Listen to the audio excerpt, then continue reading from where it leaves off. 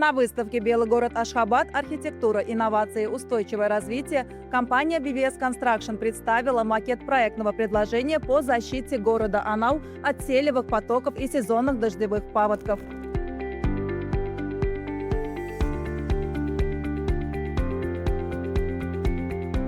Особое внимание в проекте уделено экологической устойчивости, безопасному отводу поверхностных вод и дальнейшему обслуживанию инженерных сооружений. Проект направлен на повышение безопасности жителей города, защиту городской инфраструктуры и снижение природных рисков, связанных с селевыми потоками со стороны гор Капедаг.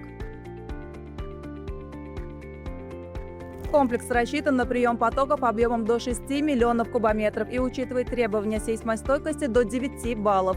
BVS Construction – современная инженерно-строительная компания, создающая надежную и устойчивую инфраструктуру для городов и будущих поколений.